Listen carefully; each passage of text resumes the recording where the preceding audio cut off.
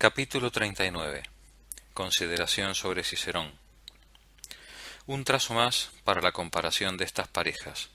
Nota, es decir, la de Plinio el Joven y Cicerón, cuya filosofía es contrapuesta a la de Epicuro y Séneca. Fin de la nota. De los escritos de Cicerón y de este Plinio, que a mi juicio recuerda poco al talante de su tío, se extraen infinitas pruebas de una naturaleza desmesuradamente ambiciosa. Entre otras, que solicitan a los historiadores de su época, a la vista de todo el mundo, que no les olviden en sus registros. Y la fortuna, como por despecho, ha preservado hasta nosotros la vanidad de tales demandas, y desde muy atrás ha hecho que esas historias se pierdan. Pero lo que rebasa toda bajeza de ánimo en personas de tal rango es haber querido obtener alguna gloria principal de la cháchara y el parloteo al extremo de emplear en ello las cartas privadas escritas a sus amigos. De tal manera que, aunque algunas no llegaron a ser enviadas a tiempo, las hacen no obstante publicar con la digna excusa de que no han querido perder su trabajo y sus vigilias. ¿Acaso no les cuadra a dos cónsules romanos, magistrados supremos del estado imperante en el mundo, que dediquen su tiempo a ordenar y vestir agradablemente una bella misiva, para granjearse la reputación de entender bien la lengua de su nodriza? ¿Qué haría peor un simple maestro de escuela que se ganara la vida así? Si las hazañas de Jenofonte y de César no hubieran superado con mucho su elocuencia, no creo que las hubiesen escrito jamás. Buscaron el aprecio no para sus palabras, sino para sus acciones. Y si la perfección de hablar bien pudiese aportar alguna gloria digna de un gran personaje, ciertamente Escipión y Lelio no habrían cedido el honor de sus comedias y todas las delicadezas y delicias de la lengua latina a un esclavo africano, pues que son obra suya lo defiende de sobra su belleza y excelencia, y el propio Terencio lo reconoce. Me disgustaría que me desalojaran de esta creencia. Querer realzar a un hombre por cualidades que no convienen a su rango, aunque sean por lo demás loables, y por cualidades que no deben ser las suyas principales, es una especie de burla y de injuria. Algo así como ensalzar a un rey porque es un buen pintor, o un buen arquitecto, o incluso un buen arcabucero o un buen corredor de sortijas. Tales elogios no honran si no se presentan entre muchos y a continuación de aquellos que les son propios, a saber, por la justicia y por el arte de gobernar a su pueblo en la paz y en la guerra. Este es el modo en que la agricultura honra a Ciro y la elocuencia y el conocimiento de las buenas letras a Carlomagno. He visto en estos tiempos, cosa aún más singular, cómo personajes que obtenían su prestigio y su profesión de la escritura repudiaban su aprendizaje, corrompían su pluma y afectaban ignorancia de una cualidad tan vulgar y que, según cree nuestro pueblo, apenas se halla en manos doctas, y cómo se preocupaban por ser apreciados por cualidades mejores. Los compañeros de Demóstenes en la embajada ante Filipo alababan a este príncipe porque era hermoso, elocuente y buen bebedor. Demóstenes decía que eran alabanzas que correspondían mejor a una mujer, a un abogado y a una esponja que a un rey. Comillas, que mande superior en la lucha, indulgente con el enemigo que ha caído, cierra comillas. Su profesión no es saber cazar bien o danzar bien, comillas. Otros abogarán por sus causas y seguirán con el compás los movimientos del cielo y describirán los fulgores de los astros. Que sepa dominar a los pueblos, cierra comillas. Plutarco dice más, que mostrarse tan excelente en esas cualidades menos necesarias es presentar contra uno mismo la prueba de haber empleado mal el tiempo y el estudio que debían haberse dedicado a cosas más necesarias y útiles. Así, cuando Filipo, rey de Macedonia, oyó que su hijo, el gran Alejandro, cantaba en un festín rivalizando con los mejores músicos, le dijo, ¿no te avergüenzas de cantar tan bien? Y a ese mismo Filipo le dijo un músico con el que discutía acerca de su arte, Dios no quiera, majestad, que te vaya nunca tan mal que entiendas estas cosas mejor que yo. Un rey debe poder responder como respondió Ifícrates al orador que le hostigaba en una invectiva de esta manera. Comillas, y bien, ¿tú qué eres para dártelas de tan valiente? ¿Eres hombre de armas? ¿Eres arquero? ¿Eres piquero? Cierra comillas. No soy nada de todo esto, respondió, pero soy quien lo sabe mandar a todos. y Antístenes tomó como prueba del poco valor de Ismenias el hecho de que lo alabaran como un excelente flautista. Sé muy bien cuando oigo a alguien que se detiene en la lengua de los ensayos que preferiría su silencio. Con eso, más que realzar las palabras, se rebaja el sentido de manera tanto más irritante cuanto más oblicua. Sin embargo, me equivoco si son muchos los que ofrecen más cosas que aprovechar en cuanto a materia, y sea como fuere, mal o bien, si algún escritor la ha sembrado mucho más sustancial, o al menos más tupida en su papel. Para introducir más, amontono solamente los inicios. Si añadiera su desarrollo, multiplicaría muchas veces este volumen.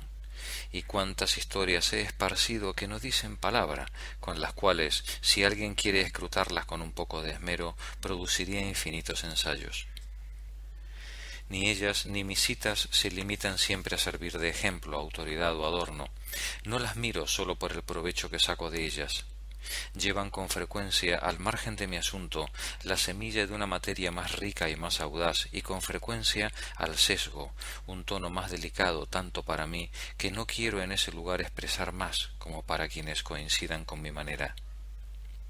Volviendo a la capacidad de hablar, no encuentro gran diferencia entre no saber hacerlo sino mal, y no saber hacer nada sino hablar bien. La afectación no es un ornamento viril. Dicen los sabios que sólo la filosofía en lo que concierne al saber y sólo la virtud en lo que concierne a las acciones convienen en general a todos los grados y a todos los órdenes. Se encuentra algo semejante en esos otros dos filósofos porque prometen también eternidad a las cartas que escriben a sus amigos, pero lo hacen de otra forma y acomodándose por un buen fin a la vanidad ajena. Les comunican, en efecto, que si el afán de darse a conocer a los siglos futuros y de renombre los retiene todavía en la dedicación a los asuntos públicos y les hace temer la soledad y el retiro donde quieren llamarlos, olviden toda inquietud, porque ellos tienen crédito suficiente ante la posteridad para garantizarles que, aunque sólo sea por las cartas que les escriben, harán su nombre tan conocido y famoso como podrían hacerlo sus acciones públicas. Y aparte de esta diferencia, no son además cartas vacías y descarnadas, que no se sostengan más que por una delicada elección de palabras, acumuladas y dispuestas según una cadencia regular, sino por el contrario repletas y rebosantes de bellos razonamientos de sabiduría, mediante los cuales uno se vuelve no más elocuente, sino más sabio, y que nos enseñan no a hablar bien, sino a obrar bien. Menuda elocuencia la que nos deja ansia de sí misma, no de las cosas, salvo que se diga que la de Cicerón, siendo tan extremadamente perfecta, vale por sí misma. Añadiré aún un relato que leemos sobre él a este respecto para poder tocar con el dedo su natural. Tenía que hablar en público y estaba un poco apremiado de tiempo para prepararse a sus anchas. Eros, uno de sus esclavos, vino a anunciarle que la audiencia se aplazaba hasta el día siguiente. Se puso tan contento que le concedió la libertad por la buena noticia. Sobre el asunto de las cartas quiero decir una palabra, que es una tarea en la cual mis amigos sostienen que tengo cierta capacidad, y me habría gustado más adoptar esta forma para publicar mis fantasías si hubiese tenido a quien hablar. Necesitaba, como lo tuve en otro tiempo, un cierto trato que me atrajera, que me sostuviese y elevara, pues tener tratos al aire como otros no sabría hacerlo sino en sueños, ni forjar vanos nombres para hablar de una cosa seria, enemigo jurado de toda especie de falsificación. Habría estado más atento y más seguro con alguien fuerte y amigo a quien dirigirme de lo que lo estoy pensando en los diferentes semblantes de un pueblo. Y me engaño si el resultado no hubiese sido mejor. Mi estilo es por naturaleza cómico y privado, pero con una forma mía inadecuado para las negociaciones públicas, como lo es mi lengua en todos los aspectos, demasiado concisa, desordenada, entrecortada, particular. Y no entiendo de cartas ceremoniosas sin más sustancia que la de una bella sarta de palabras corteses. Carezco de facultad y de gusto para esos largos ofrecimientos de afectos y servicio. No llego a creer tanto y me disgusta decir mucho más de lo que creo. Está muy lejos del uso actual. Nunca hubo en efecto prostitución tan abyecta y servil de las presentaciones. Vida, alma, devoción, adoración, siervo, esclavo, todas esas palabras circulan de manera tan común que cuando quieren hacer notar una voluntad más manifiesta y más respetuosa, no les queda ya manera de expresarla.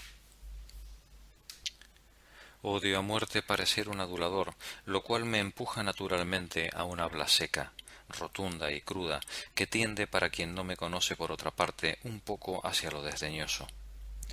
Honro más a quienes honro menos, y allí donde mi alma avanza con júbilo, olvido los pasos de la compostura, y me ofrezco pobre y orgullosamente a quienes sigo, y me presento menos a quien más me ha entregado. Me parece que deben leerlo en mi corazón y que la expresión de mis palabras daña mi pensamiento. No conozco a nadie tan neciamente estéril en cuanto a la lengua como yo al dar la bienvenida, al despedirme, al dar las gracias, al saludar, al ofrecer mis servicios y demás cumplimientos verbales de las leyes ceremoniales de nuestra cortesía. Y nunca se han servido de mí para hacer cartas de favor y recomendación sin que aquel para quien las hacía las haya encontrado secas y tímidas. Los italianos son grandes impresores de cartas. Poseo, creo yo, 100 volúmenes distintos. Las de Aníbal Caro me parecen las mejores. Si todo el papel que alguna vez se ha emborronado para las damas sobreviviera, cuando la pasión arrastraba de veras mi mano, ¿se hallaría acaso alguna página digna de ser comunicada a la juventud ociosa, seducida por este furor? Siempre escribo mis cartas muy deprisa y con tanta precipitación que, aunque mi letra sea insoportablemente mala, prefiero escribir con mi propia mano a emplear la de otro, pues no encuentro ninguna que pueda seguirme y jamás las transcribo. He acostumbrado a los grandes que me conocen a tolerar tachaduras y borrones y un papel sin pliegue ni margen. Las que más me cuestan son las que valen menos. Si me demoro es señal de que no estoy metido en ellas. Suelo empezar sin plan. El primer trazo acarrea el segundo. Las cartas de estos tiempos consisten más en ribetes y prefacios que en materia. Así como prefiero componer 2 cartas a cerrar y doblar una, y cedo siempre este cometido a cualquier otro, igualmente cuando la materia está acabada, cedería de buena gana a alguien la tarea de añadir esos largos discursos, ofrecimientos y ruegos que ponemos al final, y deseo que algún nuevo uso nos libre de ellos. Como también de inscribir una retahíla de cualidades y títulos. Más de una vez he dejado de escribir, y en particular a gente de la justicia y de las finanzas, para no tener un resbalón al mencionarlos. Tantos nuevos cargos, una distribución y ordenación tan difícil de los diversos nombres de honor, que, adquiridos a tan alto precio, no pueden ser cambiados ni olvidados sin ofensa. Me parece asimismo antipático cargar el frontispicio y el título de los libros que hacemos imprimir.